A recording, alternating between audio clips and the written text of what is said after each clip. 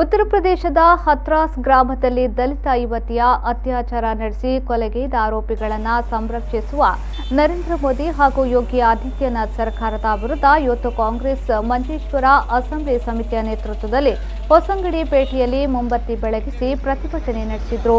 ಕಾಸರಗೋಡು ಜಿಲ್ಲಾ ಪಂಚಾಯತ್ ಸ್ಥಾಯಿ ಸಮಿತಿ ಅಧ್ಯಕ್ಷ ಹರ್ಷದ್ ವರ್ಕಾಡಿ ಅವರು ಮಾತನಾಡಿ, ದೇಶದಲ್ಲಿನ ಅತ್ಯಾಚಾರಿಗಳಿಗೆ ಬಿಜೆಪಿ ಸರ್ಕಾರವೇ ಶ್ರೀರಕ್ಷೆಯಾಗಿದೆ ಎಂದು ಆರೋಪಿಸಿದರು. ಈ ಸಂದರ್ಭ ಯೂತ್ ಕಾಂಗ್ರೆಸ್ ಮಂಜೇಶ್ವರ ಅಸೆಂಬ್ಲಿ ಸಮಿತಿ ಅಧ್ಯಕ್ಷ ಇರ್ಷಾದ್ ಮಂಜೇಶ್ವರ ಅಧ್ಯಕ್ಷತೆ ವಹಿಸಿದ್ದು, ಶರೀಫ್ ಪಿಕೆ ನಗರ್ ಮುಖಂಡರಾದ ನಾಗೇಶ್ ಮಂಜೇಶ್ವರ, ಇಕ್ಬಾಲ್ ಕಳಿಯೂರು ಮತ್ತಿತರರು ಭಾಗವಹಿಸಿದ್ರು. ನ್ಯಾಯಾಧೀಶರ ಮುಂದೆ ಹೇಳಿಕೆ ಕೊಡದ ರೀತಿಯಲ್ಲಿ ಠಾಕೂರ್ ಕುಟುಂಬದವರನ್ನು ಸಂರಕ್ಷಣೆ ಮಾಡುವಂತಹ ಆರ್ಎಸ್ಎಸ್ ಸಂಘ ಪರಿವಾರದ ಉತ್ತರ ಪ್ರದೇಶದ ಪೊಲೀಸರ ಆ ಒಂದು ಹತ್ರಾಸ್ ಗ್ರಾಮದಲ್ಲಿ ನಿನ್ನೆ ಮತ್ತು ಇವತ್ತು ನಡೆಯುತ್ತಿರುವುದೇನು?